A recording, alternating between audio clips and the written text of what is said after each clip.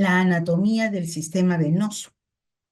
Y he alterado en realidad un poco porque necesitamos aprender primero la parte anatómica para luego hablar acerca de la fisiología. De manera que esta es la propuesta para que ustedes puedan pues conocer primero la parte anatómica, luego hablaremos acerca de la fisiología, entre muchos otros temas que están preparados para esta tarde. Bien, entonces, en primer lugar, hablando acerca de la anatomía del sistema venoso, bueno, hablamos acerca de las venas porque, por supuesto, si vamos a realizar una inserción de catéter percutáneo o una inserción de catéter Smithline, definitivamente eso lo hacemos en las venas. Por lo tanto, es muy importante conocer, ¿no? Un poco al detalle acerca de dónde es que nosotros vamos a insertar estos catéteres, qué características tienen, cuáles son las estructuras de las cuales están formadas y por qué es tan necesario conocer de la anatomía, fisiología y por qué es tan importante conocer de algunas características especiales de estas venas para poder acceder en la colocación perfecta de estos catéteres. Entonces, es muy importante que nosotros tengamos estos detalles porque de esa forma es que yo voy a poder entender exactamente qué es lo que yo estoy colocando, en dónde lo estoy colocando, por qué es necesario que sea puntual su colocación y que no derive en posiciones anómalas. Entonces, por esa razón es que empezamos con la parte anatómica. Y entonces veremos que dentro de la anatomía es muy importante mencionar el tema del diámetro de las venas. El diámetro, como ustedes bien conocen, en realidad es variable. Estamos hablando de calibres que en realidad son bastante pequeños y obviamente, obviamente en relación a las arterias, sí, evidentemente contamos con que el calibre es tanto mayor. No, no es que sea tan alto, tan grande las diferencias, sin embargo, estamos hablando que entre un 0,1 milímetro y más de 1 milímetro, ¿no? Que son los calibres con los que normalmente nosotros trabajamos, que van desde los pacientes muy pequeños hasta niños más grandes. Y por supuesto en la colocación de catéteres percutáneos, bien sabemos que la colocación es para todo grupo etario. Pero es muy importante que nosotros pues no sepamos que en los calibres de niños muy pequeños especialmente, los calibres son realmente muy pequeños, ¿no? A pesar de que las venas están compuestas por varias túnicas, ¿no? Que las arterias, aunque las arterias y venas están dotadas exactamente de las mismas capas, ¿sí? Pero por supuesto, en la fuerza, en la característica misma de cada una de ellas, dista realmente, tiene muchas diferencias, ¿no? Entonces vamos a analizar cada una de ellas más adelante, por supuesto, para que podamos nosotros entender exactamente bien am, cuáles son las estructuras que nosotros en la inserción estamos atravesando. Los ramos venosos sí efectivamente convergen unos con otros, de esa manera van a constituir vasos que van a tener cada vez mayor calibre. Empezamos desde las vénulas, desde los capilares venosos y estos se van confluyendo hasta ir llegando a los troncos más grandes, ¿no? Y finalmente llegar a los tramos que son mucho más gruesos, más aparentes para poder recibir precisamente accesos vasculares centrales, como en el caso, por ejemplo, de un catéter percutáneo o de una vena central como una línea umbilical, por ejemplo, ¿no? Entonces, el conjunto de los vasos venosos constituyen, por supuesto, el sistema venoso. Pero dentro de las venas también es muy importante conocer, porque hay de pronto personal que solamente pues se dedica a canalizar vías, a acceder a los vasos sanguíneos, pero no tiene ni la menor idea de cuáles son esas estructuras de las que nosotros estamos hablando, si vamos a hablar más adelante con mayor detalle, pero internamente además también es necesario saber que las venas están dotadas de todo un sistema que son válvulas que permiten precisamente extender el trabajo del corazón. Entonces, lo que van a realizar es evitar que haya un retroceso, ¿no?, del flujo sanguíneo y más bien por el contrario, siga siempre su curso natural y evitamos los retrocesos. Entonces, las zonas que más baja presión usualmente tienen son las zonas periféricas, pero especialmente las zonas periféricas de miembros inferiores. Por esa razón es que es necesario que contemos con estas válvulas. Mire, el sistema vascular es realmente tan increíble, ¿no?, que no necesitamos, ¿no?, añadirlo porque ya está. Ya está. Entonces, cuando tenemos baja presión sanguínea en las venas, hace que la sangre que está regresando al corazón se enlentezca e inclusive retroceda. Pero si tenemos estas válvulas, lo que va a hacer es sencillamente impulsar. Entonces, en pantalla, ustedes lo que tienen son precisamente las venas en pleno funcionamiento y vean ustedes cómo las válvulas se aperturan y se cierran como puertas, ¿no?, batientes. De esa manera, estas pequeñas uñas que van en este funcionamiento, lo que hacen es impulsar precisamente la sangre para que continúe con su recorrido natural. Así evitamos, pues, ¿no?, estos retornos. La fuerza que impulsa la sangre de las extremidades superiores es fundamentalmente por la gravedad. Y ya que no tenemos esta condición o esta característica en los miembros inferiores, razón por la que tenemos mayor cantidad de válvulas en los miembros inferiores más que en los miembros superiores e inclusive en venas de las zonas pericraneales, en lo que es región craneana, no tenemos tantas válvulas y hay inclusive cuando nacemos, inclusive no tenemos ni válvulas en esta zona, porque todo fluye principalmente por un tema de gravedad. En cambio, en los miembros inferiores sí, sí, porque estamos luchando precisamente contra la gravedad para que pueda seguir su circuito natural. ¿De acuerdo? Entonces, ocurre que cuando ya esto es un poco como dato adicional, ¿no? Como un dato adicional. Las personas que tienen una vida sedentaria, que no hacen ejercicios, que no cuidan su régimen dietético, no toman mucho líquido, ya cuando va pasando el tiempo, se va convirtiendo eso en un problema, porque evidentemente para las venas le va a significar un esfuerzo mayor, si es que sobre todo no seguimos todo lo que estamos mencionando.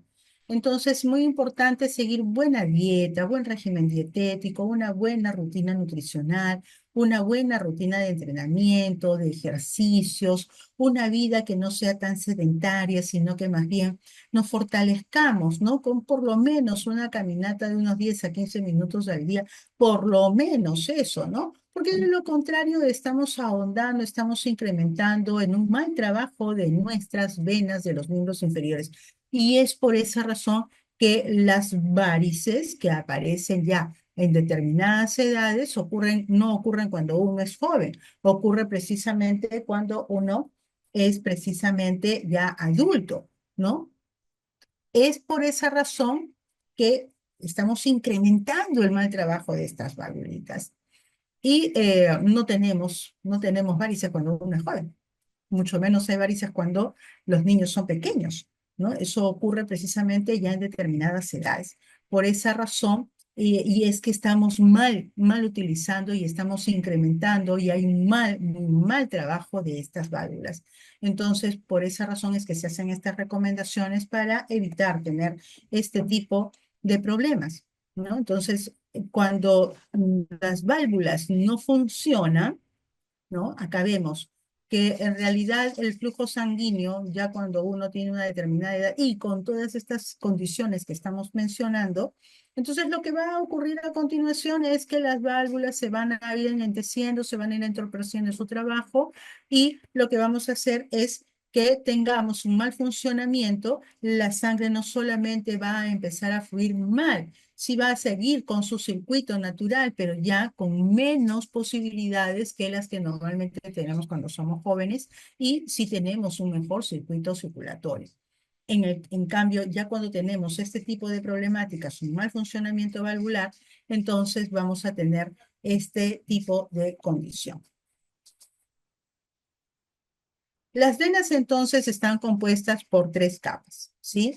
Una capa íntima, una capa media y una capa adventicia, que es la capa que está más hacia afuera. Pero veremos de señalar, por supuesto, cada una de ellas y cómo es que y qué es lo que va a pasar, por supuesto, en cada una de estas estructuras. Entonces, en primer lugar, tenemos nosotros la túnica íntima, ¿no? Que es la capa que está más internamente y es por donde precisamente va a fluir todo el circuito circulatorio, la sangre pasa precisamente por esta estructura. Y a diferencia de las demás, por supuesto, está dotada de células endoteliales, que son células lisas, que permite precisamente un pasaje completamente natural de la sangre a través de la misma. Pero si ustedes se dan cuenta, o pueden observar minuciosamente que dentro de esta túnica íntima tenemos aquí las válvulas, ¿sí? Hablaremos de ellas más adelante, sí, pero es muy importante. Y en cada una de las figuras, por supuesto, vamos a colocar la misma para que ustedes puedan observar exactamente qué es lo que significa cada una de ellas, pero interesa muchísimo también que conozcan que dentro precisamente de la túnica íntima están las válvulas. Y alguna de ustedes podría decirme, bueno, sí, efectivamente, allí están esas válvulas, pero no que está la túnica íntima es una capa dotada de células endoteliales lisas y no es precisamente que este tipo de células tenga como característica fuerza, fortaleza. No, más bien son células que son un poco más suaves, por decirlo, en cuestión de trabajo en relación a la siguiente capa que vamos a ver a continuación. Entonces, para el tipo de trabajo que realiza la válvula, no está dotada de las células endoteliales que tiene la estructura o la túnica íntima. Es una completamente diferente. Pero lo que va a ocurrir en esta túnica íntima es que se va a producir la cascada trombótica. ¿En qué momento? Cuando nosotros atravesamos, ¿no? Colocamos nuestro catéter, ¿no? Atravesamos la piel, pasamos las estructuras a llegar a la vena y vamos a ir atravesando todas las capas hasta llegar a la túnica íntima. ¿Sí? Retiramos la guía y finalmente vamos a dejar, ¿no? Colocada el catéter, ¿no? De cierto tipo para que pueda seguir. En el caso de una vía periférica quedará a este nivel y en el caso de de una vía central, por supuesto, va a seguir un recorrido completamente natural, ¿no? Hasta llegar a posicionarse donde nosotros queremos ubicarlo. ¿Sí? Pero atravesamos esta zona y para aquellas personas que colocan vías periféricas y a veces se hace un poco complicado colocar una vía periférica, no lo colocamos a la primera, no lo colocamos a la segunda, llamamos a medio hospital para poder colocar la vía porque a veces se nos complica. Y no hablo específicamente de pacientes neonatos, porque cuando son a veces muy pequeñitos sí es más bien más fácil colocar. ¿Sí? Nos volvemos realmente muy expertas, podemos tener más habilidad, ¿sí? A no ser que el niño tenga ciertas condiciones de esos niños que se les revientan las venas, por ejemplo, ¿no? Que son venas muy frágiles y entonces el tener que ligar al niño nos obliga en ocasiones a tener que reposicionar, tener que estar retirando o volviendo a canalizar la vía del pequeño. Entonces, cuando ocurre ello, lo que vamos a hacer es que vamos a tener que estar pinchando y pinchando, entonces no consideren ustedes que esta estructura íntima se va a sellar de inmediato, porque lo que va a ocurrir a continuación es esto, ¿no? Esta famosa cascada trombótica. Permítanme un momento, por favor, porque tengo problemas con él. Un momentito, por favor. Bien, entonces, donde nos hemos quedado es en esta cascada trombótica que ocurre cuando nosotros prácticamente estamos atravesando la túnica íntima y de no tener, ¿no?, éxito en las primeras colocaciones. Entonces les mencionaba que la túnica íntima no se va a sellar como por arte de magia. Eso no va a ocurrir. Lo que va a ocurrir es que se van a movilizar una serie de factores de coagulación, desde plaquetas y otros tipos de factores, ¿no? El factor 7, el factor 9, el factor 10, etcétera, etcétera. Y lo que van a ir es movilizarse rápidamente hasta llegar a cubrir precisamente este espacio, y se va a generar una especie de montículo, ¿no?, un tapón plaquetario. Entonces, lo vemos en el dibujo o en la imagen que nosotros tenemos hacia el lado izquierdo de su pantalla. Entonces se produce el daño, ¿no? La lesión o el daño, que es la que se ocasiona cuando nosotros estamos introduciendo el catéter y de pronto no tuvimos éxito. ¿De acuerdo? Entonces, inmediatamente después de retirar, el, el vaso sanguíneo se siente realmente dañado. Así es que se va a contraer. Se moviliza todos estos factores de coagulación y genera un tapón plaquetario. Y finalmente tenemos todo este montículo de tanto de plaquetas como de factores de coagulación, que es lo que va finalmente a hacer el coágulo de fibrina, y posteriormente hay una reabsorción del mismo hasta que la vena queda completamente sana. Hasta que eso ocurra, definitivamente no va a pasar de un día para otro, porque ustedes bien saben que ocurre después de algunos días para que pueda sanar prácticamente esta zona. Por eso es muy importante que quien va a realizar una colocación de un catéter, una colocación de una vía periférica o una toma de una muestra, por ejemplo, algo tan simple, sea una persona que domine la técnica. Sí, es muy cierto que cuando nosotros iniciamos por primera vez, siempre las primeras veces fallamos, pero eso no significa que para un paciente neonato tan pequeño en el que cuidamos el manejo y el cuidado holístico, estamos siempre insistiendo en colocar. Cuando yo veo de que ya no puedo hacerlo por mi propia cuenta, entonces inmediatamente tengo que ceder, ¿no?, ese espacio para que sea otra persona con más expertise, con más experiencia, la que se dedique a hacer la colocación de esta vía.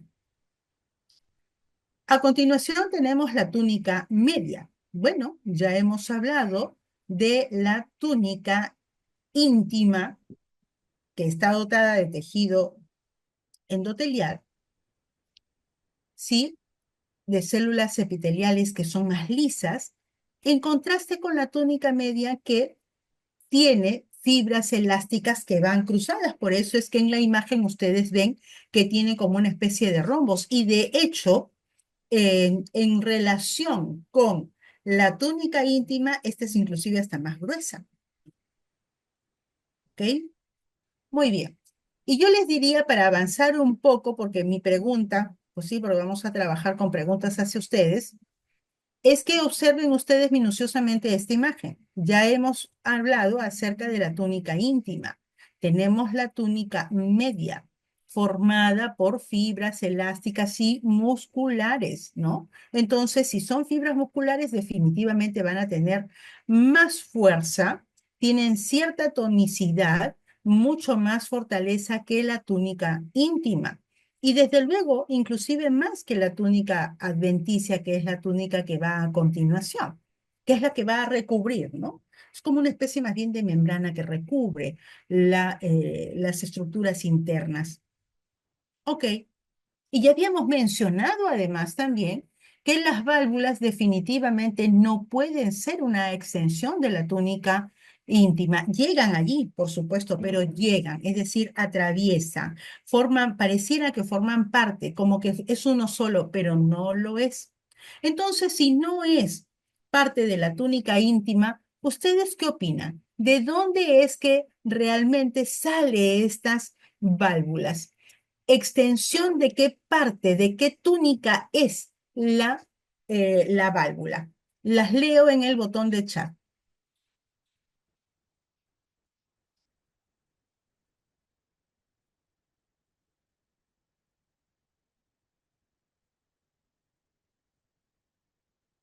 A ver, ya tenemos respuesta. Muy bien, efectivamente, Juan García nos dice de la túnica muscular, es decir, es de tejido muscular la válvula, ¿no? Efectivamente, la válvula tiene tejido muscular, por lo tanto, es una extensión de la túnica media, ¿sí? No es de otro sitio, es precisamente de ahí, ¿sí? Muy bien. Y ya que estamos hablando de esta túnica media y que está formada por fibras elásticas y musculares, pero no solamente tienen, pues, está dotada de fibras musculares, sino que además también allí es donde además también van a llegar, ¿no? Las fibras sensitivas, de tal manera que cuando usted se le va a colocar una vía, ya inmediatamente no como que hace esto, pero es el tejido muscular que va a empezar a contraerse. Y entonces usted dice, no, la vena se me movió, ¿no? Es precisamente porque tenemos, ¿no? En esta túnica media la pared del vaso que va a responder ante estos estímulos, ¿no? Externos. Bien. Entonces, tal y como lo estábamos mencionando, los mismos tejidos que se encuentran en esta capa son las que se encuentran precisamente en las válvulas. Y es precisamente gracias a ellas que tenemos la posibilidad de que se continúe, se extienda el trabajo que realiza en el momento que tenemos la sístole y la diástole, precisamente impulsa ese flujo sanguíneo y lo va a llevar prácticamente hacia las zonas más distales. Entonces necesitamos que continúe precisamente ese recorrido extendiendo el trabajo que realiza el corazón. Para poder ayudar a ese trabajo necesitamos estar dotados de estas válvulas. No hay otra alternativa. Pero yo quiero que piensen entonces ustedes en lo siguiente. Estas puertas batientes o estas válvulas que se van a encargar de hacer este trabajo, van a funcionar exactamente al ritmo que funciona el corazón, ¿de acuerdo?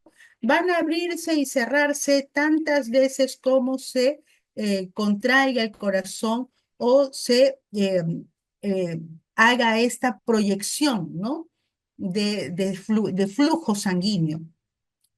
Entonces, si vamos a tener tantas veces de abrir y cerrar estas puertas batientes, entonces en algún momento, si yo voy a colocar un catéter percutáneo, lo que va a ocurrir es que de pronto se va a cerrar y se va a abrir y se va a cerrar y se va a abrir, tantas veces como latidos cardíacos tenemos.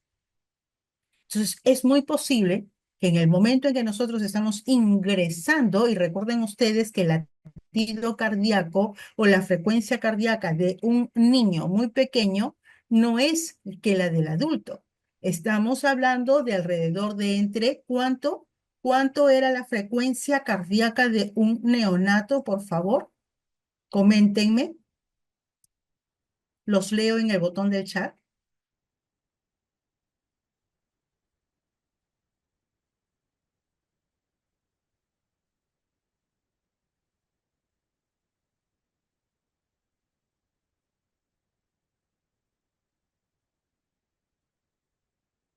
¿Cuánto es la frecuencia de 100 a 130 en promedio?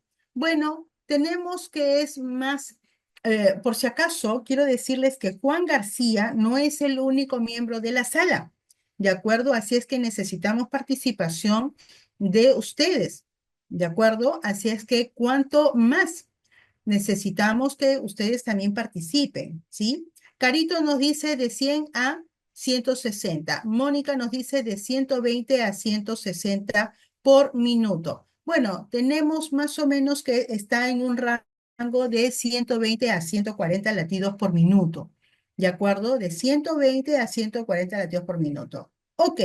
Podemos aceptar ciertas variaciones porque va a depender, por supuesto, de la edad gestacional, inclusive cuando el chico es más prematuro, inclusive podemos variar un poco más y la frecuencia cardíaca se puede hacer inclusive un poco mayor. Ok, si tenemos que el niño tiene entre 140, 120 o 160 latidos por minuto, entonces estamos hablando que el latido cardíaco es mucho más fuerte, ¿no? O sea, más que fuerte, más rápido, ¿no? Más rápido que el que de usted o que el mío. Entonces estamos frente a un impulso de esta manera. Vamos a encontrar que esas puertas se van a abrir y se van a cerrar con más rapidez que la de un adulto o con la de un niño más grande. Entonces, si esto es así, puede caer la posibilidad que cuando yo estoy introduciendo el catéter, un catéter PIC, por ejemplo, podemos encontrarlo el momento en que las válvulas están cerradas.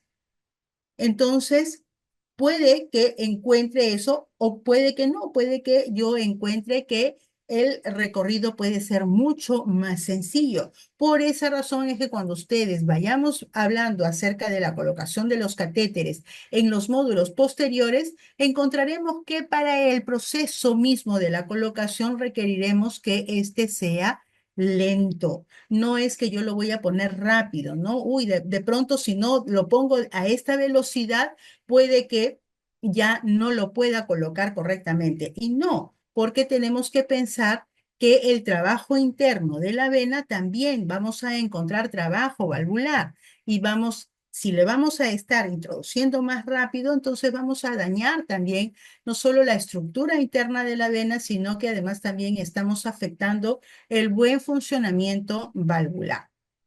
¿De acuerdo? Muy bien. Entonces, la última estructura es precisamente la túnica adventicia. En esta túnica adventicia albergamos fibras capilares, fibras nerviosas que se van a extender precisamente desde fuera hasta la túnica media, ¿no? Y si bien la sangre va a fluir dentro, ¿no? De la estructura más íntima, eso no significa que tenga relevancia, porque es precisamente allí donde nosotros vamos a sentir ese estallido, ¿sí? De hecho, nos gusta mucho canalizar vías periféricas porque cuando llegamos a tener éxito se siente ese plic y sentimos satisfacción. O no me van a decir que no, ¿sí? No me van a decir que no sentimos satisfacción cuando tenemos éxito, más allá del éxito mismo de que se ha logrado canalizar una vía o que se ha logrado tener una línea que ya se ha colocado para poder tenerla como una vía central. Magnífico, ¿no? Dígame que no, ¿sí? A ver, le pregunto. Claro, por supuesto, ¿no? Sobre todo cuando hay buen retorno, ¿no? Cuando hay buen retorno, Carito, sí, efectivamente, ¿no? Yo me siento feliz, ¿no? Como que sufro un poco. Eso es porque seguramente estamos dañando ya la túnica íntima, ¿no? Ya me siento como que hay ciertas, ay, quisiera que todo el mundo se me venga encima, ¿no? Me frustro en ese momento cuando no logro, ¿no? Colocarlo. Quisiera que salga a veces en la primera, y sí, efectivamente, hay muchas colegas, mucho personal que tiene mucho expertise, pero a veces hasta el mejor cazador se le va la paloma. Eso no significa que a la primera, en todas mis puestas, me va a salir. Probablemente en mi récord de colocación de vías periféricas, que tengo más de 50 años colocando vías periféricas y nunca he tenido una mala suerte de que nunca, no, eso es falso, porque siempre hubo alguna ocasión en la que hemos tenido que pasar por estos momentos de frustración también, ¿no? Pero yo sugiero siempre, en primer lugar, porque eso lo veremos también, por supuesto, en los módulos posteriores, que tenemos que prepararnos. Primero, nosotros mentalmente, preparar todo nuestro material y preparar, por supuesto, el paciente. vamos a tener éxito en tanto nosotros seamos precavidos, ¿sí? Aún eso puede que nosotros tengamos ciertas dificultades para la colocación de las vías y cuando eso ya ocurre, no está de más llamar a una persona que tenga más expertise, ¿no? Yo recuerdo mucho, yo recién empezaba a hacer mis primeros pininos colocando las vías periféricas, ¿no? Hace muchos años atrás, y era después de una salida de guardia, por ejemplo, ¿no? El personal se había pasado así, sin mentirles, como 3 horas tratando de canalizarle la vía al pobre niño. Estoy hablándoles de hace mucho tiempo atrás. Y el niño lloraba y lloraba. Por ahí no faltó alguien que le ponía el dedito en la boca con la finalidad de entretenerlo, porque ya desde hace mucho tiempo se trabajaban las técnicas de entretenimiento. Y yo fui porque ya me habían llamado, ¿no? Por favor, ¿no? Una persona que sea joven, ¿no? Para que pueda venir y ver si se puede canalizar la vía. Y entonces llego y veo pues todo un desastre, ¿no? Lejos de que no les cuento la cantidad de bránulas que se habían agotado, ¿no? Y yo estaba escandalizada, decía, Dios mío, pero así se trabaja acá. Entonces le pregunto a la colega, pero ¿por qué han esperado tantos? Y yo realmente me sentía mal inclusive, ¿no? De tener que hacer esa observación cuando uno es tan jovencita y solamente te indican, ¿no? Haces y haces y punto, ¿no? Entonces me atreví a decirles, pero ¿por qué razón han esperado todavía de llamar a una persona que les ayude después de que lo han prácticamente, pues, han, han hecho una coladera del pobre niño, ¿no? O sea, eso tampoco no está bien. ¿No? Al pobre niño hay que dejarlo que descanse, ¿no?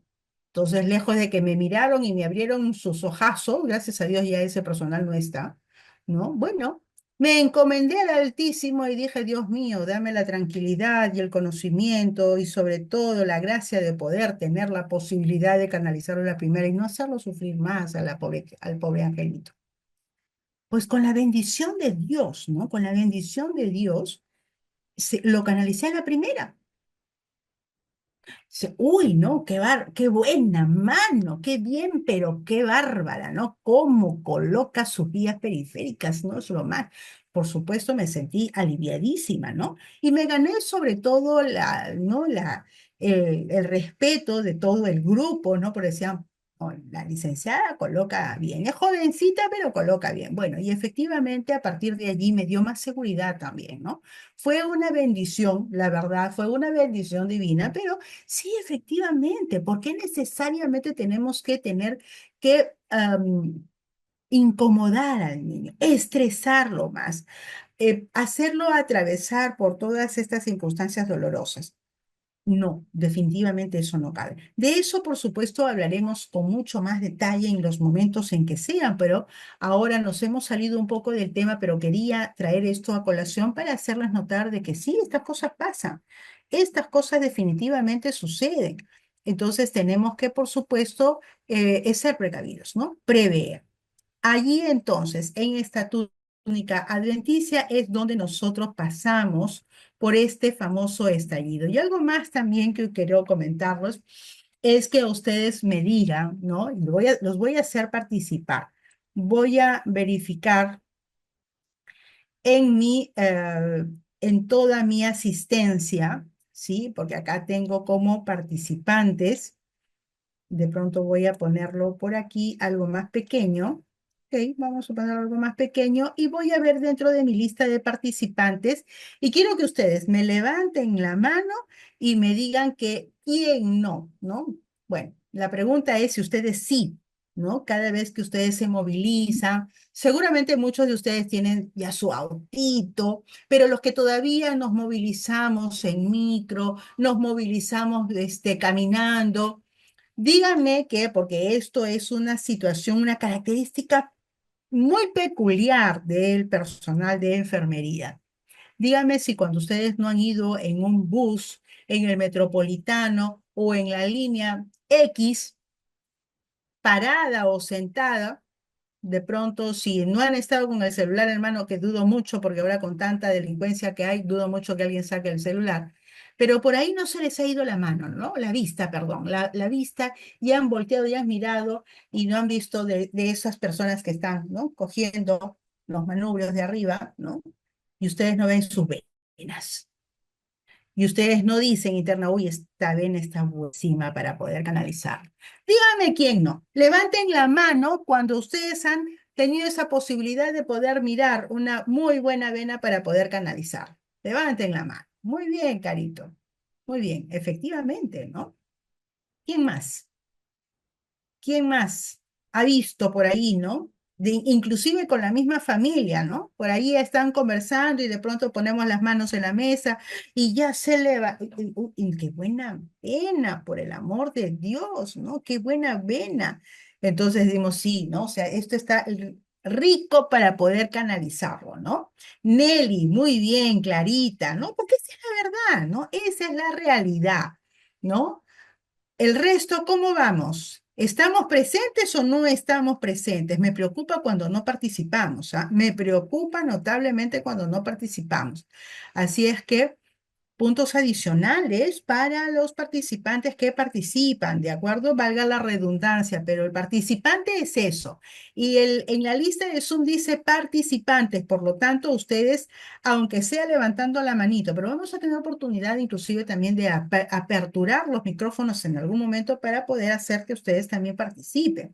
¿De acuerdo? Entonces, puntos adicionales, sí, desde luego que sí. Puntos adicionales para aquellas personas participantes que están levantando la mano, aperturando el micrófono, participando de manera activa. ¿De acuerdo?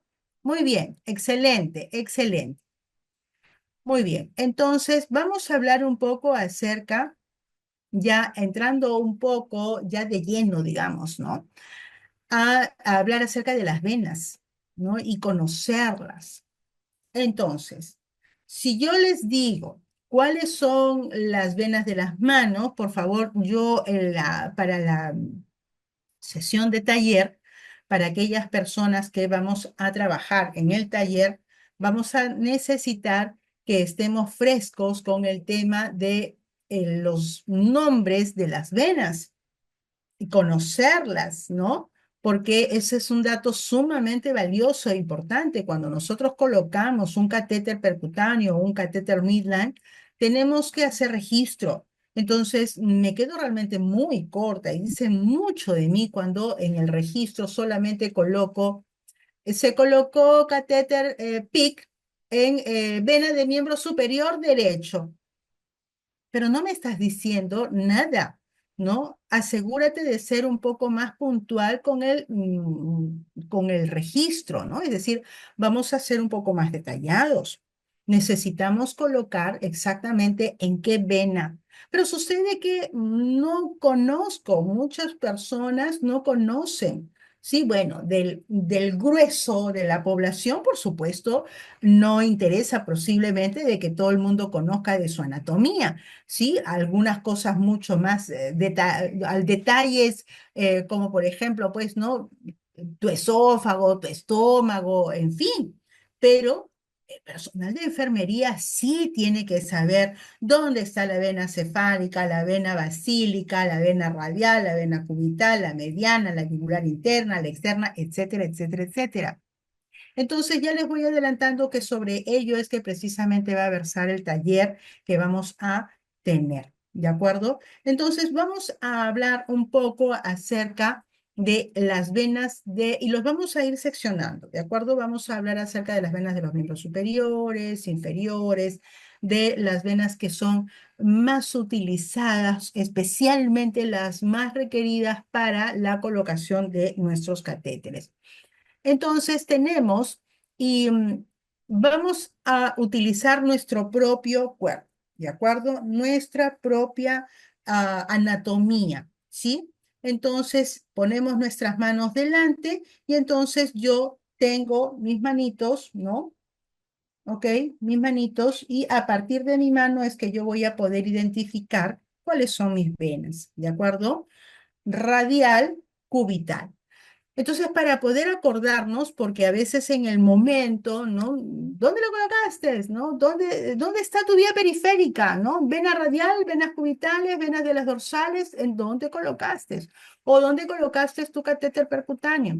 Entonces, no sabemos ubicar porque me confundo dónde está el cúbito, la vena cubital, la vena radial. Entonces, vamos a poder identificarlos de una manera muy sencilla. ¿De acuerdo? Mis manos no son precisamente una muestra muy útil. Tengo manos muy pequeñas, pero tal vez sí las coloco algo más cerca. Ok. ¿Cuántas falanges tiene el dedo pulgar? Coméntenme. ¿Cuántas falanges? Los leo.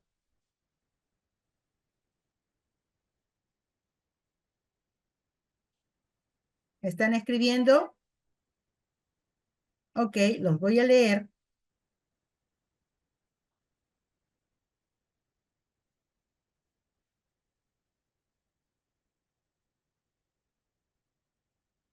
A ver, dos, efectivamente, ¿no? Dos falanges. Perfecto, muy bien. Ok. ¿Y cuántas falanges tiene el dedo meñique?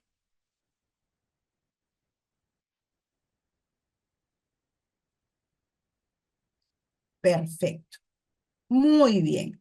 Me gusta cuando el grupo participa. Muy bien, Sara, Mónica, Nelly. Genial. Perfecto, Verónica. Pamela. Muy bien. Ok. Ya identifiqué que acá yo tengo dos falanges y acá yo tengo tres falanges. ¿De acuerdo? Ahora, vayamos con la palabra radio y cubital. ¿Cuántas sílabas tiene radio y cuántas sílabas cubital? Empecemos por radio. ¿Cuántas sílabas tiene radio?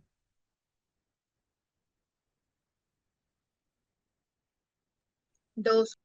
Muy bien. Excelente. Muy bien. Perfecto. ¿Y cuántas sílabas tiene cúbito o Tres. cubital?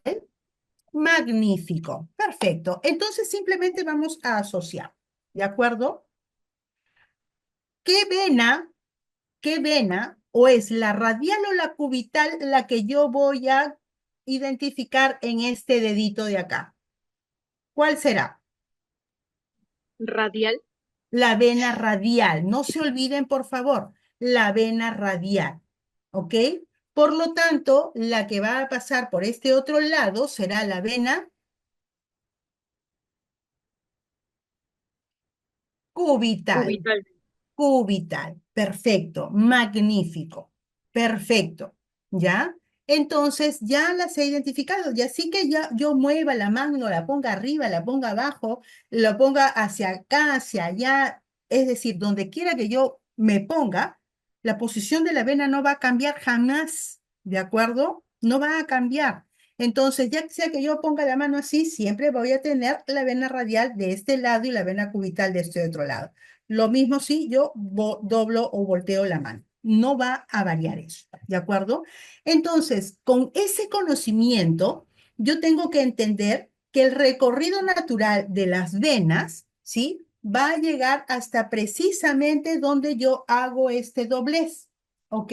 Esta zona, esta zona es la fosa antecubital. La tenemos enfrente. Esta es la fosa antecubital y hasta esta fosa antecubital llega tanto la vena radial como la vena cubital. Pero sucede que en esta zona no sigue simplemente como dos tubuladuras simples, porque recuerden ustedes que habíamos mencionado en diapositivas anteriores que todo este grueso del circuito circulatorio, especialmente de las vénulas, para poder llegar a los troncos más grandes, vienen de ser vénulas muy insignificantemente pequeñas hasta ir sumándose, ir añadiéndose y llegar a los bloques que son mucho más grandes. ¿De acuerdo? Entonces, yo tengo la vena cubital y la vena radial que en la zona de la fosa antecubital se van a unir y se van a proyectar como venas más gruesas en la parte superior. La vena basílica mucho más que la vena cefálica, pero ojo, ya no dije vena cubital ni vena radial, dije vena cefálica y vena basílica, porque automáticamente el recorrido natural de las venas va a variar sus nombres dependiendo de las posiciones en las que se encuentren dentro de la propia anatomía. Entonces, tengo la vena mediana, ¿sí? La vena mediana porque en la fosa antecubital llega a tener esta forma, miren ustedes, como si fuera una gran M gigante. Por esa razón es que además también, ya que está justo en la zona media del brazo y ya que tiene esta forma tan singular de ser como una especie de M gigante, entonces estamos hablando de la vena mediana. ¿De acuerdo? Tengo la vena mediana en toda esta zona de la fosa antecubital. Ahora bien, yo quiero que ustedes recuerden esta regla neumotécnica para que podamos entender cómo es el recorrido natural de la vena. De esto va a versar, recuerden ustedes, el taller que vamos a tener próximamente. ¿De acuerdo? No les digo la fecha porque está todavía para que Sayandro me haga la confirmación de la fecha exacta. Entonces, vamos a hacer esta regla neumotécnica. ¿De acuerdo? ¿De acuerdo? Cera, como la cera con la que yo utilizo para poder hacer mi limpieza de mis pisos, o la cera de la vela, por ejemplo, ¿ok? Cera. Y Cuba, como el país. Cuba, como el país. ¿Ok? Entonces, cera. La vena cefálica fue vena radial. Cera. Cefálica, C de cefálica, irá de vena radial. Y Cuba, porque fue primero cubital y luego se convierte en basílica. Q de cubital y va de basílica. No me voy a olvidar. Será Cuba. Entonces, el recorrido natural de la vena radial es que después de la fosa antecubital, pasando la vena mediana, se va a cambiar el nombre en ese recorrido natural y va a ser vena cefálica. Y el recorrido natural de la vena cubital, pasando la fosa antecubital, va a ser vena basílica. ¿De acuerdo? Entonces, cuando yo pongo mis manos hacia la zona, ¿no?, más cercana a mi cuerpo, es decir, en una posición natural y fisiológica, la vena que está más internamente, la zona que está más internamente al cuerpo, es la vena basílica. Si yo pongo esta posición de la mano, ¿sí? No así, ¿de acuerdo? Sino así, pero es una posición completamente natural, ¿sí? No la voy a poner hacia afuera, ¿no? Como que estoy pidiendo que venga todo el mundo hacia mí. No, una vez las manitos completamente de una manera completamente natural. La vena radial es la que va a estar más pegada hacia mi cuerpo, ¿de acuerdo? Es decir, toda esta zona de las falanges de dos sílabas va a estar pegada naturalmente a mi cuerpo. Por lo tanto, lo que significa es que, siguiendo el recorrido natural de la vena, es la vena basílica la que va a estar de manera natural más pegada hacia mí. Por lo tanto, en consecuencia, la vena cefálica es la que está más externa. ¿De acuerdo? La vena cefálica es la que está más externa.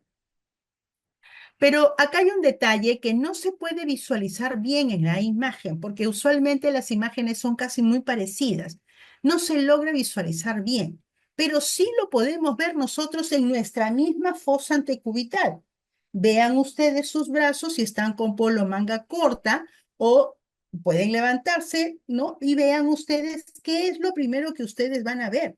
Si tenemos esta zona, ¿no? Lo primero que yo voy a observar luego de la vena mediana, lo primero que salta a la vista no es la vena basílica, es la vena cefálica, porque no le hace justicia efectivamente la imagen, pero la vena cefálica se torna como que más gruesa, pero es solamente en apariencia, ¿de acuerdo? Porque una vez que llega a hacer su recorrido natural hacia arriba, la vena cefálica se torna más delgada. Es mucho más delgada en contraste con la vena basílica, que sí tiene un calibre muchísimo mayor, mucho mayor, ¿sí? Ahora, no digo que en contraste con los calibres, las características de la vena basílica sea suficiente como para poder administrar determinados tipos de soluciones. De eso hablaremos también más adelante. Pero lo más importante es que nosotros conozcamos que es la vena basílica una vena de buen calibre, pero no lo suficiente como para poder tener flujos o concentraciones de soluciones para este tipo de vena. No es así, ¿sí? Para eso es que tenemos los famosos catéteres Midline. De eso hablaremos también más adelante. Entonces, vena cefálica y vena basílica. Aquí veamos, aquí sí ya puedo ver con mucho más claridad lo que estaba mencionando. Vean ustedes, la vena basílica es mucho más gruesa, ¿ok? Es mucho más gruesa, pero el detalle es que está más interna. Entonces tengo la enorme dificultad de poder detectarla, ¿sí? Ya sea en neonatos, en niños pediátricos, mucho más en adultos, y si los pacientes son inclusive un poco más gruesos, que tienen un poco más de masa corporal, es un poco más complicado inclusive poder detectarlas, pero lo que sí es necesario que ustedes conozcan es que la vena basílica es una vena de mucho más calibre que la vena cefálica. Esta imagen sí le hace justicia exactamente al tipo de diámetros y de calibres que tiene cada una de estas venas. Entonces vean ustedes, la vena cefálica es delgadísima, es delgadísima en contraste con la vena basílica. ¿De acuerdo? Vena basílica muy interna, pero además también otro detalle importante que me gustaría que ustedes analicen la figura y me digan qué otras cosas más les da en detalle esta imagen. Si pueden habilitar los micrófonos sería sensacional. Así los escucho. ¿Qué otro dato más les ofrece esta imagen?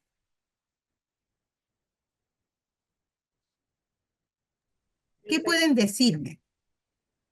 el recorrido de la vena cefálica es más larga que la basílica. El recorrido de la vena cefálica es más larga. Ok, perfecto, muy bien. ¿Qué más? Gracias, Mónica. ¿Qué otro dato más? Aquí nadie se equivoca, ¿eh? Nadie se equivoca. Todos estamos para poder aprender. La cefálica es externa. Muy bien, efectivamente, Giovanna. ¿Qué más? ¿Qué otro dato más?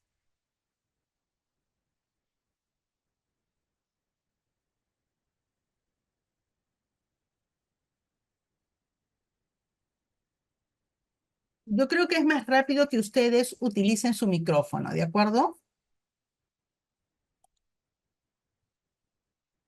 La presencia de un nervio musculocutáneo. Sí, puede ser también válido, Juan García. Muy bien, ¿qué más?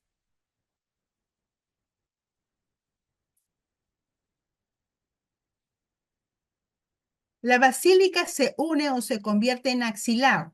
Ya, ok, o sea que el recorrido es prácticamente limpio, ¿no? La basílica llega a ser axilar y tiene un recorrido bastante limpio. Parece una carretera como la Panamericana, ¿no? Limpia. Dicho esto, ¿qué pasa con dicho esto, miren ustedes, porque Giovanna nos menciona, perdón, Sara nos menciona, la basílica se une o se convierte en vena axilar. Es decir, tiene un recorrido muy directo. Entonces, vean ustedes cómo es el recorrido de la vena cefálica. Karen, muy bien, nos dice, tiene un recorrido más curvo, ¿no? Entonces, yo quiero que ustedes analicen lo siguiente. Lo que dice Karen es muy válido. Todo lo que ustedes han mencionado también. Felicitaciones. Punto a favor. Entonces, de acuerdo a lo que menciona Karen, ¿sí? ¿Qué piensan ustedes que va a pasar si yo coloco un catéter percutáneo en la vena cefálica? ¿Qué creen ustedes que podría pasar? ¿Va a tener un buen recorrido? ¿Va a tener un recorrido anómalo? ¿Se puede atorar en el hombro o con la clavícula? ¿Válida la respuesta de Pamela? Sí, porque sí, en ese caso, lo que dice Pamela es que, ok, va a pasar de la vena cefálica, llega a la axila y rota hacia el hombro, pero con cierta dificultad. Uno, muy bien, excelente. ¿Qué más puede pasar? Puede haber migración del catéter hacia otra zona. Puede haber, sí, efectivamente. Podría ir a la zona del cuello, ok. Eso en el mejor de los casos, Sara, Pamela. En el mejor de los casos, si el catéter ingresa y pasa, entonces posiblemente tenga la posibilidad de que ese catéter ingrese un poco más hacia arriba. Pero eso va a ocurrir siempre. ¿Qué opinan ustedes?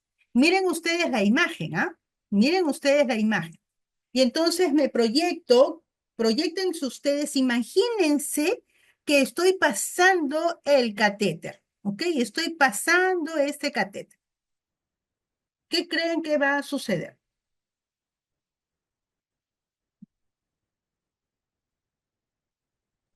Puede ocasionar bucle también, que no haya avance. Puede haber un bucle, ¿no? Puede haber un bucle, puede que no avance, ¿sí? Porque ya me estoy imaginando que está pasando, ¿no? Y de pronto ese catéter se puede quedar ahí, se va a enrollar. O ese bucle que menciona, no vi tu nombre, por favor, ¿quién eres? Mónica Mullo. Mónica. Puede que efectivamente el catéter ingrese, como decía Pamela o como decía Sara, ingresa, y en el mejor de los casos, pero no tan positivo, el catéter va a avanzar con cierta dificultad porque ya viene maltratándose por este estrecho camino y va a avanzar con dificultad. En el mejor de los casos, en un porcentaje realmente que no es tampoco despreciable, puede llegar inclusive a ser bien ubicado, teniendo un éxito, pues, ¿no? Sin precedentes. Pero sucede que no sabemos cómo es que el catéter va a llegar y imposible que este catéter se doble para seguir una secuencia natural hacia la vena axilar. Difícil. Lo que va a ocurrir es que ese catéter va a avanzar, avanza, avanza, avanza. Ustedes estén insertando, insertando, insertando, insertando y el catéter va a pasar por este lado. Va a regresar o regresa hacia su lado izquierdo o avanza hacia la mano derecha. Pero si regresa y hace no golpea esta zona de la pared, de la vena axilar, entonces lo más seguro es que o regrese o retorne hacia la propia vena cefálica o simplemente se anude o se haga el famoso bucle que dice Mónica. Puede pasar varias cosas. Va a pasar eso, va a pasar esta situación de bucle del catéter si yo avanzo por la vena basílica. ¿Qué opinan? Va a haber mayor facilidad de Va a avance. haber mayor facilidad de avance, efectivamente. Voy a tener mucho más éxito porque de hecho el porcentaje el no éxito de la colocación de venas basílicas no está en que no el catéter no avance, es básicamente por un tema de expertise, de manejo del propio personal. Pero el éxito prácticamente está asegurado si colocamos en una vena basílica. que la vena cefálica, porque tenemos además esto, ¿no? Vena muy delgada, vena que es más larga, vena que es más curva, y hace este giro, ¿no? O sea, el catéter avanza, avanza, avanza, tiene que hacer este doblez para poder llegar a la vena axilar y muy difícilmente la vena tiene un dispositivo en la punta para decir, bueno, vamos a programarla y vamos a hacer que pase justamente por el medio de la vena. Eso no va a ocurrir. Lo que va a ocurrir, porque recuerden ustedes que cuando se coloca catéteres percutáneos especialmente, se utiliza una técnica a ciegas. Entonces, yo no estoy visualizando, yo no estoy utilizando un ecógrafo. Qué bueno sería utilizarlo. Entonces, si vamos a utilizar el ecógrafo, aún utilizando el ecógrafo externamente, no se le garantiza de que usted vaya a tener éxito pasándolo a través de la vena axilar. Lo más seguro es que haga este bucle, ¿sí? Y entonces, muchos de los casos, no, estos catéteres regresan y por supuesto, avanzamos, avanzamos, avanzamos, tenemos la medida, pero resultó de que se quedó una vena axilar. Como es una vena de buen calibre, entonces en el momento que nosotros hacemos la prueba, obtenemos sangre, pero no es porque haya sido una buena posición, sino que está mal posicionada.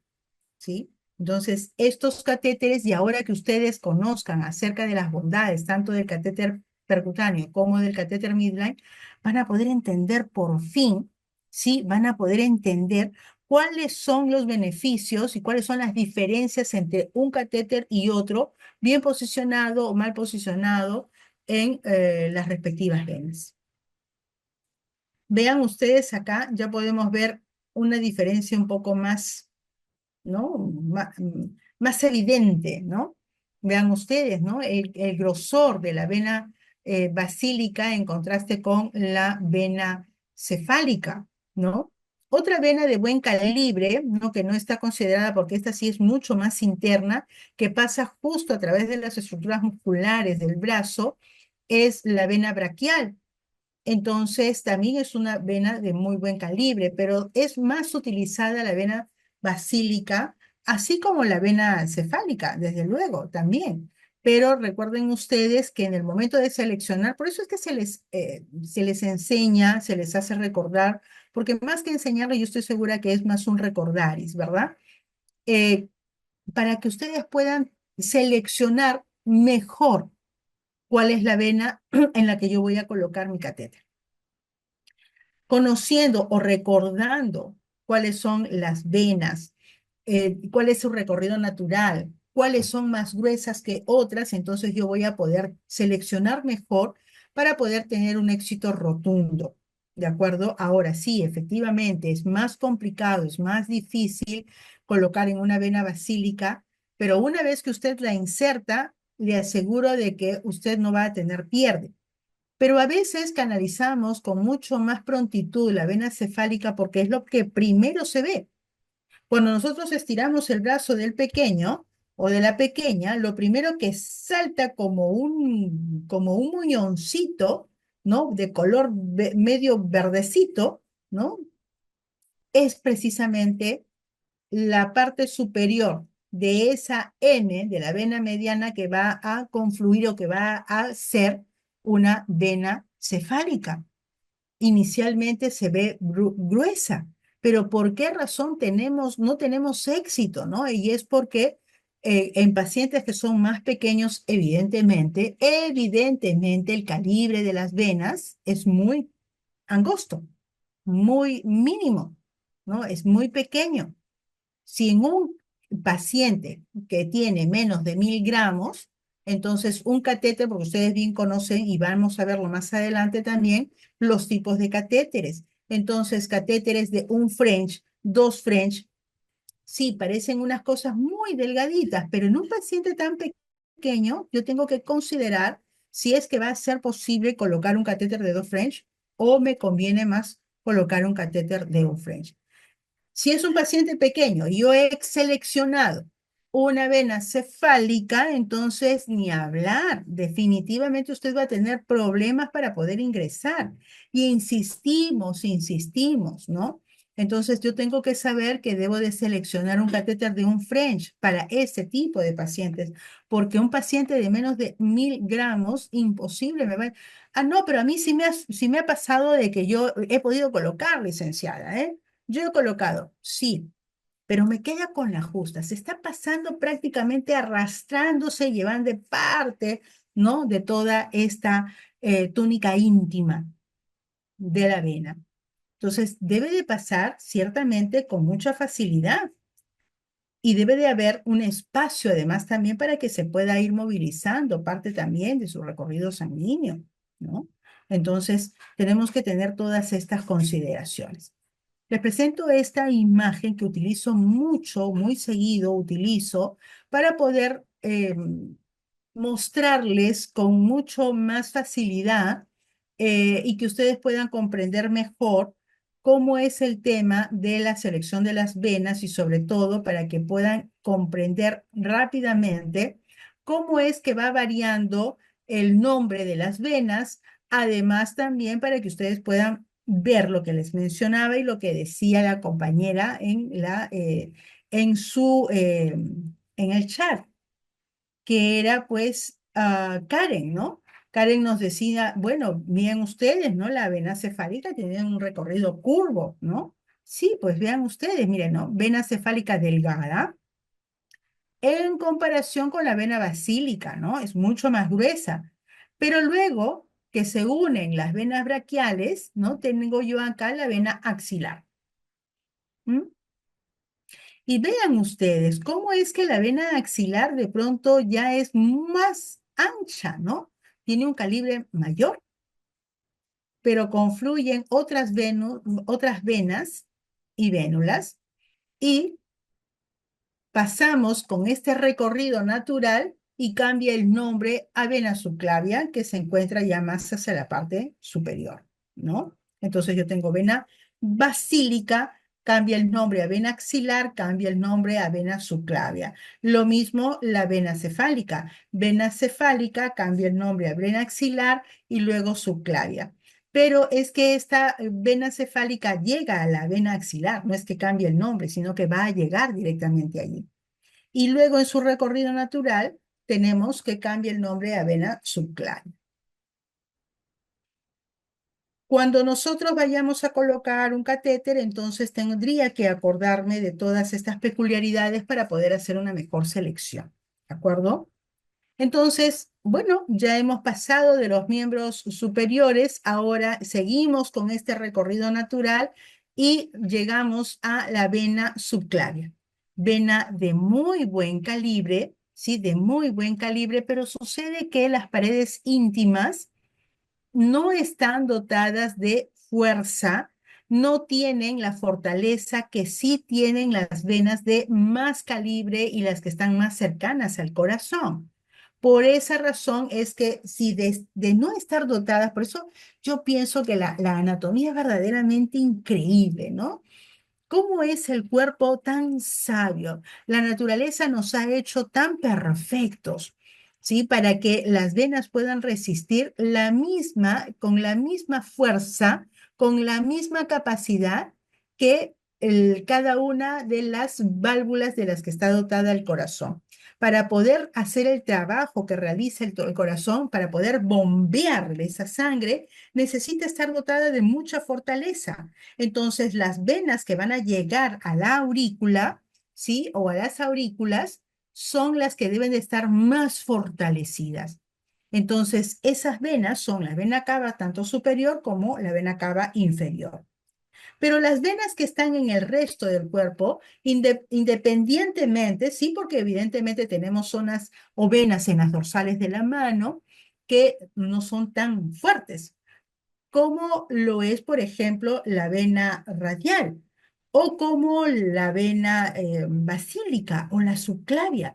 Cada una de ellas es más gruesa, por lo tanto yo podría pretender de que realmente sí van a tener capacidad suficiente para poder recibir ciertos flujos o ciertas concentraciones de soluciones, pero la verdad es que no, porque solamente va a poder estar en esa capacidad de respuesta las venas que están más cercanas al corazón.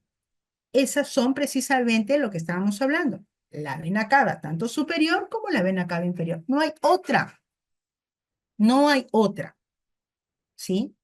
Entonces, los catéteres centrales, especialmente el catéter PIC, y se llama catéter venoso central de inserción periférica, pero dice su nombre, catéter venoso central.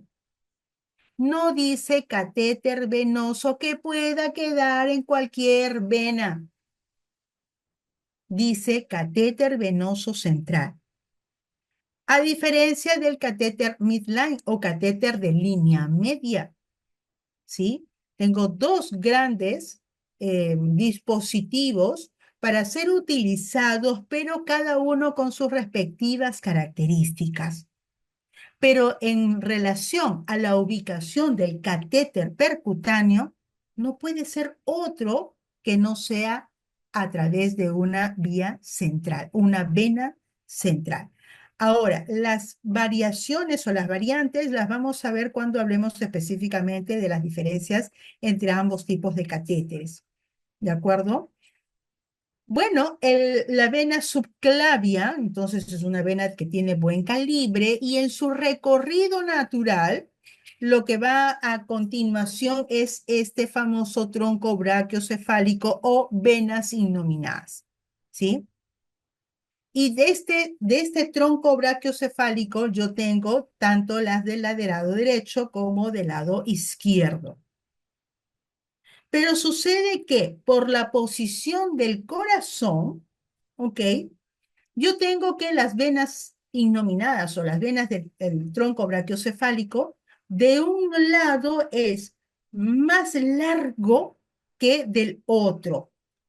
¿De acuerdo? Entonces, ahora les invito a que ustedes usen todo el poder de su imaginación, como seguro ustedes han conocido a Yola Polastri, ¿verdad? Entonces, vamos a usar un poco de imaginación y otro toque de fantasía, ¿de acuerdo? Entonces, imagínense ustedes el corazón bombeando, mis brazos, ya conozco mis venas, genial. Entonces, ¿dónde está ubicado mi corazón? ¿Está ubicado a la derecha? ¿Está ubicado a la izquierda? Ok, voy a posicionar mi corazón y entonces voy a imaginarme que mi catéter lo estoy colocando a través del lado derecho y también del lado izquierdo. ¿Cuál será el recorrido más largo que tenga el catéter? ¿Del lado derecho o del lado izquierdo? ¿Qué dicen ustedes? Del lado izquierdo, nos dice Carito. ¿Qué opinan el resto? ¿Están de acuerdo? Muy bien, Sara, Carito, ¿qué más? ¿Están de acuerdo con Carito y con Sara que el recorrido más largo es el lado izquierdo? Solamente contesten sí o no.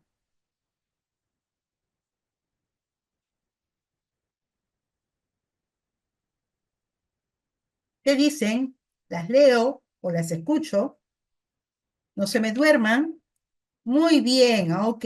A mí me encanta cuando así estamos motivadas, ¿no? Y escribiendo. Y esto debe de funcionar como un tragamonedas, ¿no? Así, tal cual.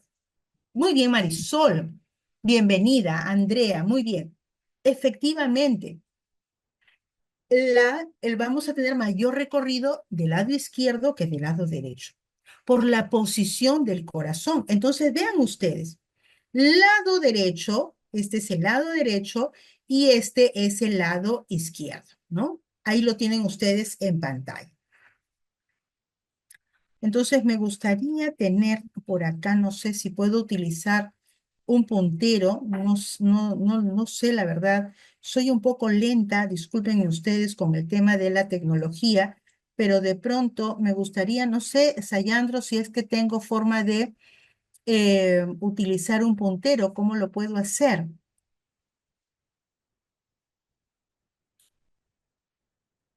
Creo que no tengo puntero, ¿verdad? Licenciada, buenas. Para utilizar el puntero me dice, ¿no? Sí, por favor, si me ayudan, ay, se los voy a agradecer muchísimo.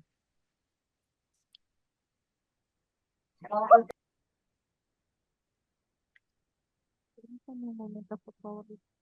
Claro que sí, claro que sí. Entonces, mientras me habilitan el puntero, pues sí, efectivamente, vean ustedes, ¿no? Lado derecho, ¿no? De su pantalla, que efectivamente no está tal cual, ¿no? Porque en el lado derecho, yo lo que tengo más bien es el lado izquierdo del corazón. Y hacia mi lado izquierdo, yo tengo el lado derecho del corazón, ¿sí? Entonces, el lado derecho, vean ustedes el arco, como ese arco de McDonald's, ¿ok?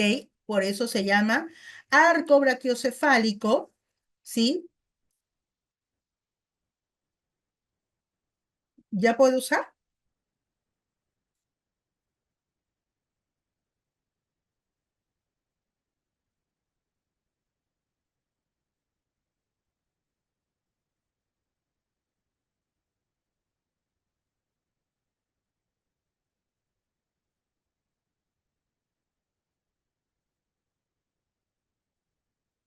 Bien, entonces tenemos aquí este arco, ¿no? Que se llama arco brachiocefálico o tronco brachiocefálico, pero ahí está, como el arco del McDonald's, ¿no? Entonces, este lado, que ustedes lo tienen hacia el lado izquierdo, es el lado derecho del corazón. Y es corto, a diferencia de este otro arco que es mucho más grueso, ¿no? Perdón, más largo. Y este viene precisamente de los miembros del lado izquierdo y este del lado derecho.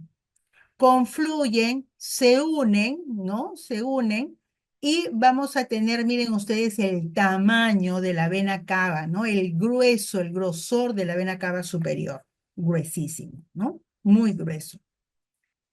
Entonces, aquí es solamente aquí en donde yo puedo ubicar mi catéter percutáneo. No, y es más, sí podríamos de pronto también utilizar parte, ¿no? De la zona inferior del tronco brachiocefálico, tanto derecho como izquierdo, para poder posicionar el catéter. Lo ideal, desde luego, siempre la literatura nos indica que podemos colocarlo en la vena cava superior o inferior, pero no significa que no podría utilizar como posición en el caso que se hubiera quedado un poco más arriba.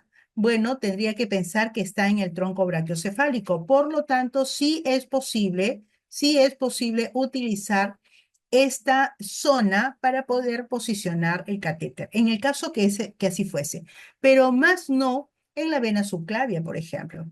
Y a veces migra hacia las yugulares, ¿no? Imposible, ¿no? Subclavia, yugulares, Licenciada, axilares. Sí, dígame. licenciada, un favor, para que usted pueda utilizar el puntero, tiene que ingresar a su PPT y control L. Y control L. Sí, control L nada más. Control L. Ah, ok, Y muévelo. perfecto. Perfecto. Listo, genial. Entonces, muchas gracias.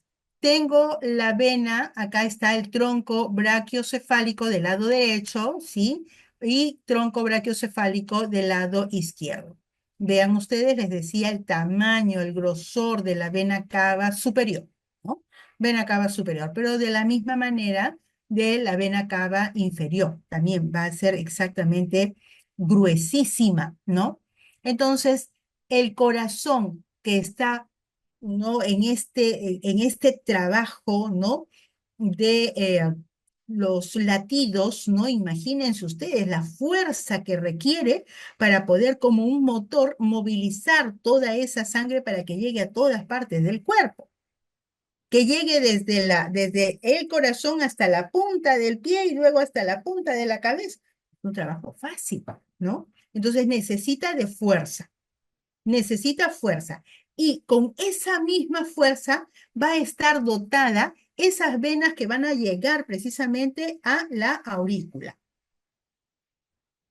Yo necesito entonces que esa vena esté dotada de fortaleza para poder no solamente poder movilizar la sangre que llegue a la aurícula, sino que además también me permita tener capacidad para poder recibir flujos de altas concentraciones y flujos altos también en mililitros por hora.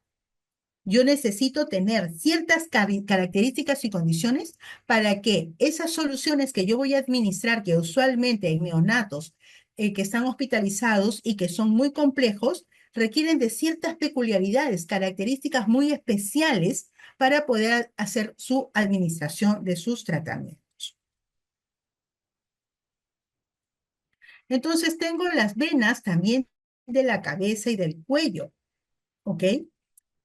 ¿Qué dicen ustedes? De acuerdo a lo que habíamos mencionado en relación a las válvulas, las venas de la cabeza tienen más o menos válvulas. ¿Qué opinan?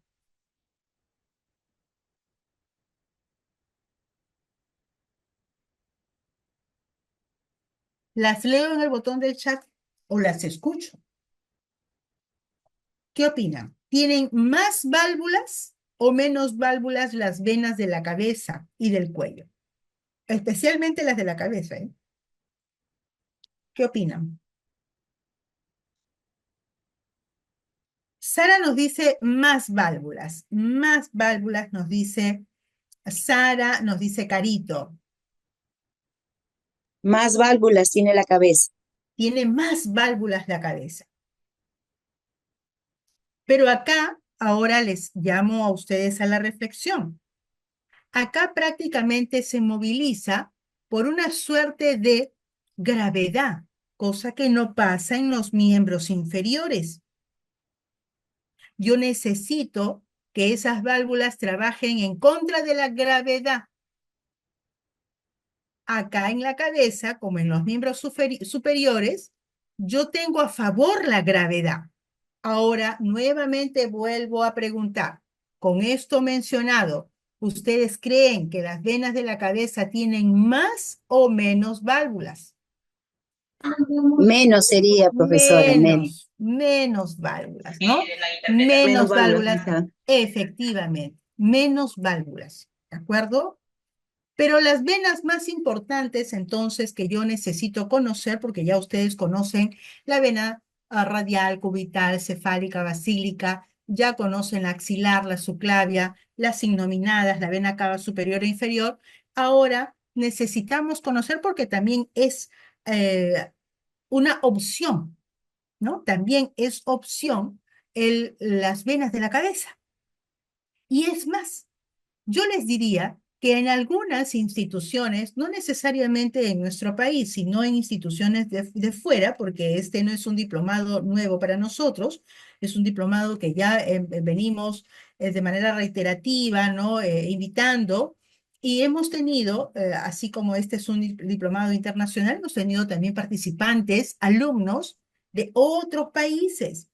Hemos tenido participantes, alumnos de Ecuador, de Costa Rica, de Chile. Es decir, hemos tenido varios alumnos y es muy beneficioso. ¿Por qué razón? Porque nos hacen también notar de sus experiencias. Comparten las experiencias de estos lugares, ¿no? De estas instituciones internacionales. Y entonces les puedo comentar eh, que muchas instituciones de fuera utilizan como primera opción las venas de la cabeza. Las venas yugulares, ¿no? Las venas del cuello son inclusive las que utilizan con mucho más rapidez y se han vuelto tan expertos, ¿no? Y consideran que para ellos es una opción sumamente viable porque está mucho más cerca, ¿no? Y tienen mucho éxito colocando, cosa que de repente no tenemos muchas de nosotras, ¿no? Hay quienes sí son efectivamente muy habilidosas para canalizar vías en las zonas pericraniales, en las yugulares, en las axilares, en las inguinales, ¿no? O sea, magnífico. Pero siempre tenemos nosotros como puntos prioritarios, como venas de selección de primera opción en nuestra realidad y por protocolo, las venas de los miembros superiores y de los superiores, las venas de los miembros superiores del lado derecho, más que del izquierdo, porque ya han visto ustedes de que tenemos más distancia, es más larga, ¿no? El recorrido es mayor que en el lado derecho, que es directo, ¿no? En cambio, en las venas de la cabeza, sí, efectivamente, tal y como ustedes ya lo han podido verificar, tenemos menos válvulas, pero no todas son tan aparentes, no son tan fáciles y además también tengo que saber cómo es el recorrido ¿sí?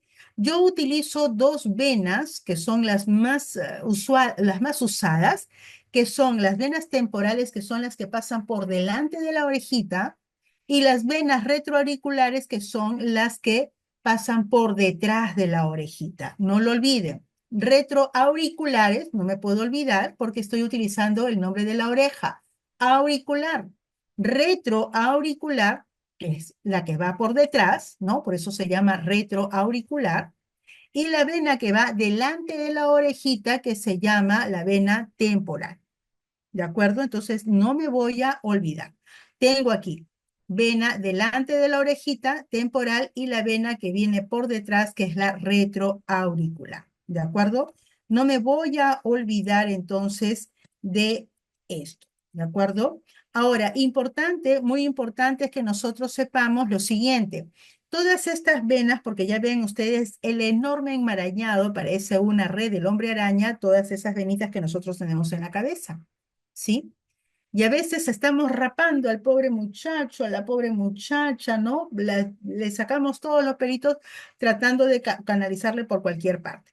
¿De acuerdo? Puede funcionar si yo voy a utilizarla únicamente como una vía periférica. Estoy hablando de bránulas, no de catéter percutáneo.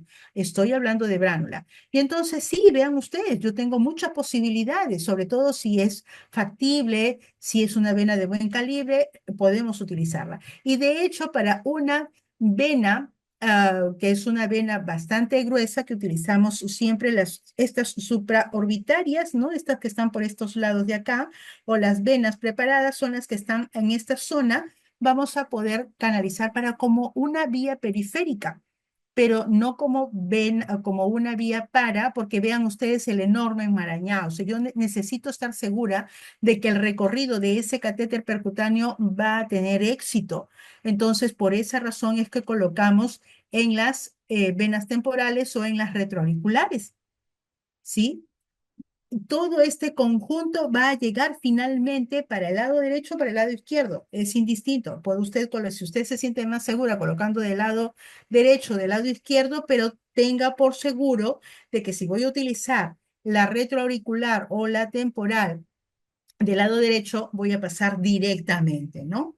Que es lo que mencionaban nuestros colegas, por ejemplo, de Ecuador, o utilizan directamente estas zonas o las yugulares externas para poder llegar directamente como recorrido natural de las venas hacia la vena cava superior. Entonces, vean ustedes, ahora hablemos acerca del sistema de la vena cava inferior, ¿no? Entonces, para lo cual tenemos los siguientes. Utilizamos muy frecuentemente la vena poplitea, ¿sí? La vena poplitea, porque lo primero que tratamos de ver para venas, para colocación de catéteres percutáneos, ¿no? Ya estamos mirando las piernitas, ¿no? Si es que no tenemos éxito con las venas de los miembros superiores, entonces otra opción, aparte de las venas pericraniales, también es las de los miembros inferiores. Pero hay un detalle muy importante de las venas inferiores que lo vamos a detallar, porque no quiero que se me vaya la idea, ¿no? Vean ustedes cómo es que así como la vena radial va variando su nombre de su recorrido, a lo mismo que la vena cubital, ¿sí? Lo mismo va a pasar con la vena tibial. La vena tibial, que es la parte más interna, sube a su recorrido natural y cambia el nombre a vena poplitea, que va por el costado de la rodilla y cambia el nombre, aquí está, ¿no? Vena tibial, cambia el nombre a vena poplitea, costado de la rodilla, y en su recorrido natural se hace más gruesa. Vean ustedes, ¿no? El calibre de la vena. Una vena femoral, y cuando el niño es muy pequeño, sí es posible, vamos a canalizarle una vía periférica o vamos a colocarle un catéter percutáneo. Si no logro observar bien, que es muy difícil porque siempre se observa muy bien las venas popliteas, no así las venas femorales. Pero cuando el niño es muy pequeño, cuanto menos edad gestacional, más prematuro, sí es posible, haciendo una suave presión, ¿no? En la pierna, vamos a poder observar que salta esta vena femoral. muy difícilmente accedemos a la vena inguinal o vena ilíaca. Sin embargo, eso es parte de su recorrido natural, ¿de acuerdo? Entonces tenemos vena tibial, poplitea, femoral, vena inguinal. Y si yo utilizo las venas que son más posteriores, ¿no? Hay como un hilito y a veces cuando ya se nos agotan todas las posibilidades, volteamos a nuestro bebé y en las piernitas vemos un hilo, ¿no? Muy delgado. Entonces, esta viene a ser, ¿no? En contraste con lo que vemos nosotros en las venas superiores, tendríamos en contraste el equivalente de la vena radial y vena cubital, ¿no? Perdón, la vena cefálica y la vena radial, tendríamos la vena safena menor con la vena safena mayor, ¿sí? Más bajo, vena safena menor. Más alta, vena safena mayor. Y en contraste con la vena radial y la vena basílica, entonces nosotros vamos a tener la vena tibial, poplitea femoral y la vena inguinal, ¿no? Eso es su recorrido completamente natural. Vena basílica, en contraste, tenemos las venas femorales. Y de las venas cefálicas, las venas safenas mayores.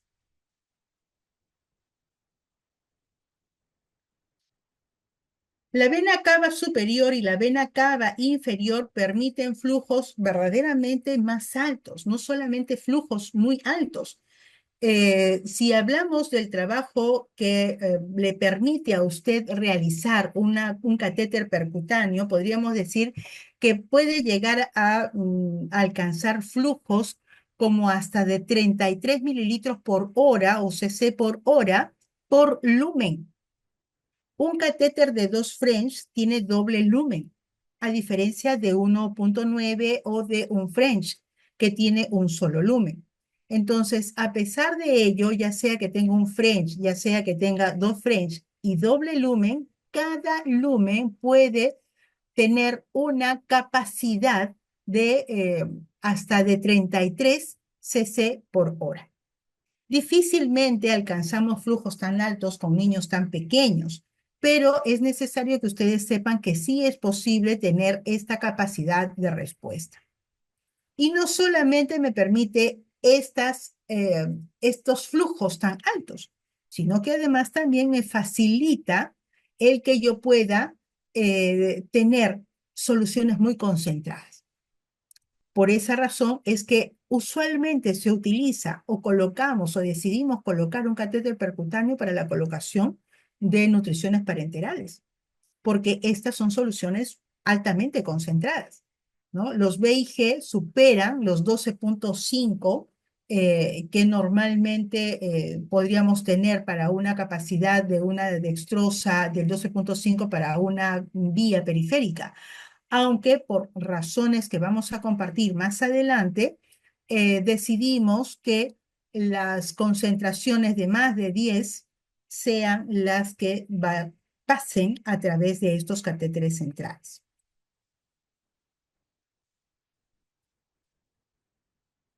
Bien, la vena cava superior es canulada a través de las venas yugulares externas, yugulares internas, subclavias, axilares, en fin, todo lo que nosotros hemos mencionado. Lo mismo que las venas cavas inferiores se canulan a través de las venas femorales o vena umbilical inclusive, ¿no? Porque cuando el niño llega por primera vez, ese ingreso de nuestra unidad de cuidado intensivo neonatal, si es muy pequeño, la primera opción no es la colocación de un catéter percutáneo o de un catéter de línea media, es precisamente un catéter umbilical, ¿de acuerdo? Recuerden ustedes que la técnica siempre es una técnica a ciegas, a menos que ya utilicemos los ecógrafos y decidamos tener una técnica ecodirigida, entonces, bien, pero si no tenemos el equipo, entonces vamos a seguir utilizando esta famosa técnica a ciegas. ¿Dónde es la mejor opción? Podrán ustedes preguntar. ¿Dónde podríamos nosotros colocar un catéter y decir que, bueno, voy a tener éxito y me va a servir? ¿Dónde creen, con todo lo que ya hemos mencionado, cuál creen ustedes que debe de ser la vena a seleccionar para la colocación de un catéter percutáneo? ¿Qué dicen ustedes? ¿Cuál debiera de ser esa vena? Brazo derecho, ¿no? Porque claro, efectivamente, basílica tengo del lado derecho como del lado izquierdo, pero muy puntual, ¿no? Los que nos dice Pamela, nos menciona Luz, ¿no? Brazo derecho. Basílica del miembro superior, obviamente, ¿no? Porque no está en otro sitio. Miembro superior derecho. Vena basílica. Muy bien, efectivamente.